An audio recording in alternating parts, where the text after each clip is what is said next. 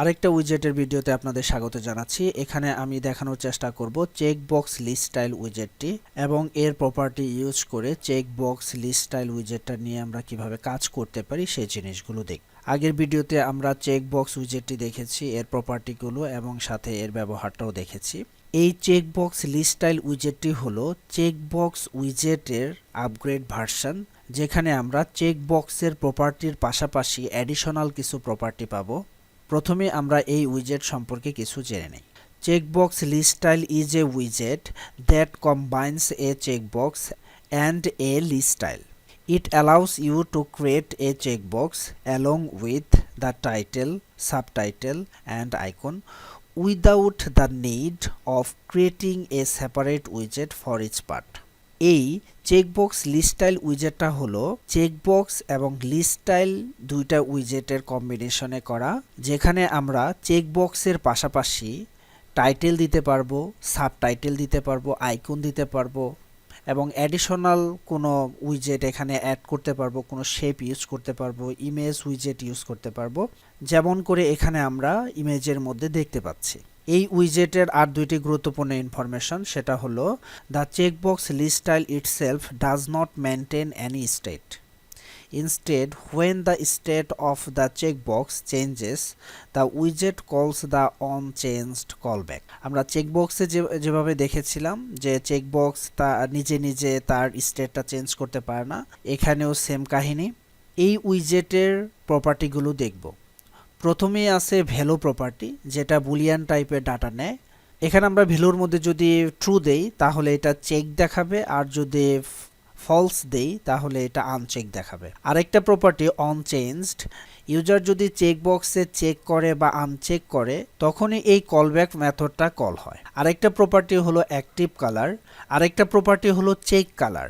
এই চেকবক্সের চেক আইকনটাও যদি আমরা চেঞ্জ করতে চাই তাহলে এই চেক কালার প্রপার্টিটা ইউজ করে সেই কালার চেঞ্জের কাজটা আমরা করতে পারি। টাইটেল প্রপার্টি, এই চেকবক্সের মধ্যে আমরা টাইটেল দিতে এই টাইটেল প্রপার্টিটা ইউজ করতে পারি। সাবটাইটেল, এই চেকবক্সের টাইটেলের নিচে সাবটাইটেল দেওয়ার জন্য এই সাবটাইটেল প্রপার্টিটা ইউজ করা যেতে পারে। আমরা আরও কিছু প্রপার্টি দেখি।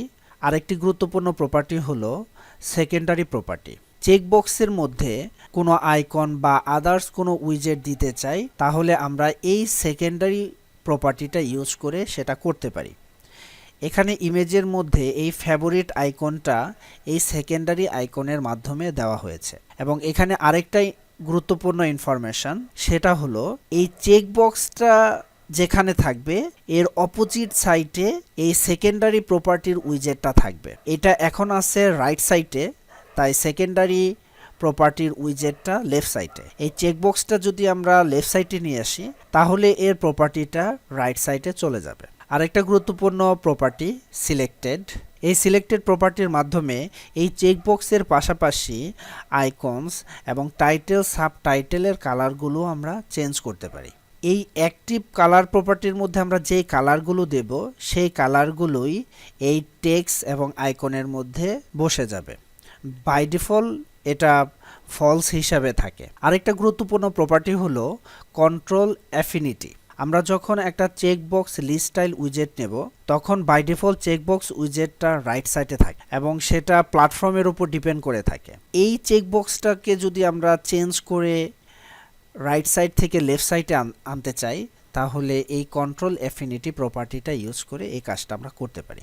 এবার আমরা সরাসরি কোডে চলে যাব, এই প্রপার্টিগুলোর ব্যবহার দেখব। এই উইজেটের ব্যবহার দেখার জন্য একটা প্রজেক্ট নেওয়া হয়েছে। সচরাচর আমরা প্রজেক্টটাকে যেভাবে সাজাই সেম জিনিসগুলো উপরে আছে। এখানে মাই অ্যাপটাকে স্টেটফুল উইজেটে করা হয়েছে, কারণ এখানে আমাদের স্টেট চেঞ্জের ব্যাপার থাকবে, তাই আমরা স্টেটফুল উইজেটটা নিয়েছি। এবং এই বিল্ড মেথডে আমরা একটা কন্টেইনার নিয়েছি। এই কন্টেইনার উইজেটের মধ্যে বর্ডার দেওয়া হয়েছে এই ডেকোরেশন প্রপার্টি ইউজ করে। এই চাইল্ডের মধ্যে এখন আমরা চেকবক্স লিস্ট স্টাইল উইজেটটা নেব। এর প্রথম প্রপার্টি ভ্যালু হিসাবে আমি এখানে ট্রু দিয়ে রাখি এবং এর চেঞ্জেসগুলো ধরার জন্য অনচেঞ্জ মেথড। এখানে বুলিয়ান টাইপের ডাটা রিটার্ন করবে এবং আমি এখানে প্রিন্টের মধ্যে সেই ডাটাটা প্রিন্ট করব। এবার আমরা এই প্রজেক্টটা রান দিয়ে দেখি। এখানে আমরা দেখতে পাচ্ছি যে এখানে একটা চেক বক্স দেখাচ্ছে এবং সেটা চেক হয়ে আছে, কারণ এখানে আমরা ভ্যালু হিসেবে ট্রু দিয়ে রেখেছি এর জন্য। এবার আমরা এটা ক্লিক করলে এর স্টেটটা চেঞ্জ হবে। এর জন্য আমাদের একটা স্টেট ভেরিয়েবল নিতে হবে বুলিয়ান টাইপের। ফার্স্টে আমি ডিফল্ট ভ্যালু হিসেবে ফলস দিয়ে রাখি এবং এই ভেরিয়েবলটাকে এই ভ্যালুর মধ্যে বসাই এবং ক্লিক করলে চেঞ্জ হলে যাতে স্টেটটাও চেঞ্জ হয় এর জন্য সেট স্টেট মেথডের ভেতরে এই স্টেট ভেরিয়েবলের মধ্যে আমরা এই ভ্যালুটাকে অ্যাসাইন করে দিব এবং এখানে এই ভ্যালুটা আমরা প্রিন্ট দিয়ে রেখেছি যাতে আমরা বুঝতে পারি যে ভ্যালু হিসাবে কত আসে। এবার প্রথম অবস্থায় দেখা যাচ্ছে এটা আনচেক, কারণ প্রথমে এটা ফলস আছে এর জন্য। এটাকে এবার আমি চেক করি, এটা চেক স্টেটটা চেঞ্জ হয়েছে এবং রেজাল্টও আমরা প্রিন্টের মধ্যে দেখতে পাচ্ছি ট্রু। আবার ক্লিক করলে সেটা ফলস হয়ে যাবে এবং রেজাল্টও আমরা ফলস দেখতে পাচ্ছি। এই হলো চেক বক্সের কিছু প্রপার্টি। এবার আমরা অ্যাডিশনাল প্রপার্টিগুলো দেখব, যেমন এই চেক বক্সের মধ্যে টাইটেল দিব। টাইটেল দেওয়ার জন্য টাইটেল প্রপার্টি, টাইটেলের মধ্যে আমরা টেক্সট উইজেটটা নিচ্ছি। টাইটেল হিসাবে আমি টাইটেলই লিখি, রান দেই। আমরা এখানে টাইটেল দেখতে পাচ্ছি। এবার আমরা সাবটাইটেল অ্যাড করতে চাইলে সাবটাইটেল প্রপার্টিটাও দেখতে পাচ্ছি। এবার আমরা চাচ্ছি যে এই টাইটেল এবং সাবটাইটেলের আগে একটা আইকন দিতে। সেই কাজটি করার জন্য আমাদের আরেকটা প্রপার্টি সাহায্য নিতে হবে। সেই প্রপার্টির নাম হলো সেকেন্ডারি প্রপার্টি। এখানে আমি একটা আইকন নিচ্ছি, ফেভারিট আইকনটা নিচ্ছি। এখানে আমরা সেকেন্ডারি প্রপার্টিটা ইউজ করে এখানে আইকনটা আমরা দিলাম। এটাকে যদি আমরা মাঝখানে আনতে চাই তাহলে কন্টেইনার প্রপার্টি দিয়ে র্যাপ করে এখানে উইথ 50 দিচ্ছি, হাইটও 50 দিচ্ছি। এটা মিডিলে চলে আসছে। এবার আমরা দেখব এই চেক বক্সের চেক কালারটা চেঞ্জ করতে। এখন চেক কালার হিসেবে ব্লু দেখতে পাচ্ছি। এইটা করার জন্য আমরা অ্যাক্টিভ প্রপার্টির ব্যবহারটা করব। অ্যাক্টিভ এর মধ্যে আমরা একটা কালার দেই, চেক হলে পার্পল হয়ে যাবে, এটা দিচ্ছি। এখন আমরা দেখতে পাচ্ছি চেক হলে এটা পার্পল হয়ে যাচ্ছে। এবার এই চেক আইকনের কালারটাও আমরা পরিবর্তন করতে পারি। সেটা আমরা করতে পারি চেক কালার প্রপার্টিটা ইউজ করে। এখানে আমরা একটা কালার দিতে পারি, সে কালারটা হতে পারে ব্ল্যাক। এখানে চেক বক্সের চেক আইকনটা ব্ল্যাক হয়ে গেছে। এবার আমরা চাচ্ছি যে চেক বক্সটা চেক করলে এখানে পার্পল হয়ে যাচ্ছে। এখানে যে টাইটেল সাবটাইটেল আইকন আছে এগুলোর কালারও পার্পল হয়ে যাবে।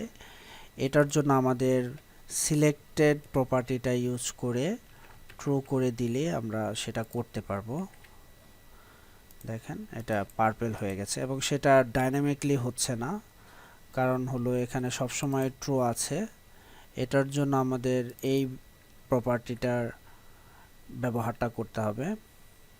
এই প্রপার্টিটা আমরা এখানে ইউজ করলেই এই কাজটা হয়ে যাবে ডাইনামিক। আমরা দেখতে পাচ্ছি চেকবক্সটাও চেঞ্জ হচ্ছে, এর পাশাপাশি এই টেক্সট এবং আইকনের কালারও চেঞ্জ হচ্ছে। আরেকটি গুরুত্বপূর্ণ প্রপার্টির ব্যবহার দেখব আমরা। বাই ডিফল্ট আমরা দেখতে পাচ্ছি যে চেকবক্সটা রাইট সাইডে আছে। এবার আমরা চাচ্ছি চেকবক্সটাকে লেফট সাইডে আনতে। সেটা করার জন্য আমরা কন্ট্রোল অ্যাফিনিটি প্রপার্টির সাহায্য নিয়ে এটা করতে পারি। কন্ট্রোল অ্যাফিনিটি, এটা বাই ডিফল্ট প্ল্যাটফর্ম থাকে। প্ল্যাটফর্ম মানে অ্যাপটা যে প্ল্যাটফর্মে চলবে, অ্যান্ড্রয়েড আইওএস। অ্যান্ড্রয়েডের ডিফল্ট হিসাবে এটা যেই দিকে থাকবে সেই দিকে, আইওএসের ডিফল্ট হিসাবে যেই দিকে থাকবে সেই দিকে। যদি আমরা এটাকে ফিক্স করে দিতে চাই যে এটা লেফট সাইডেই থাকবে, তাহলে আমরা লিডিংটা ইউজ করতে পারি, তাহলে এটা লেফটে চলে আসবে। এবং সাথে সাথে আমরা দেখতে পাচ্ছি যে সেকেন্ডারি প্রপার্টির উইজেটটা রাইট সাইডে চলে গেছে। আমরা এটা সম্পর্ক জানি যে এই প্রপার্টিটা চেকবক্সের অপোজিট সাইডে থাকবে। এটা যদি রাইট সাইডে থাকে এটা লেফট সাইডে চলে যাবে, আর যদি এটা লেফট সাইডে থাকে এটা রাইট সাইডে চলে যাবে। আমরা চেকবক্স লিস্ট স্টাইল উইজেটটা দেখলাম এবং যেই প্রপার্টিগুলো সচরাচর বেশি ইউজ হয় প্রত্যেকটা প্রপার্টিগুলোই আমরা দেখলাম। Value property, on change property, title, subtitle, secondary, active colour, check colour, selected, control affinity. এর বাইরেও দু একটা প্রপার্টি আছে, ওগুলো খুব কমই ইউজ হয়। আপনারা চাইলে ফ্লাটারের ওয়েবসাইট থেকে ওগুলো দেখে নিতে পারেন। তো বেশিরভাগ এই প্রপার্টিগুলোই বেশি ইউজ হয়। তো বন্ধুরা, আজকের টপিকটা এতটুকুই ছিল। আরেকটি নতুন ভিডিওর আমন্ত্রণ জানিয়ে আমি এখানে শেষ করছি। আসসালামু আলাইকুম।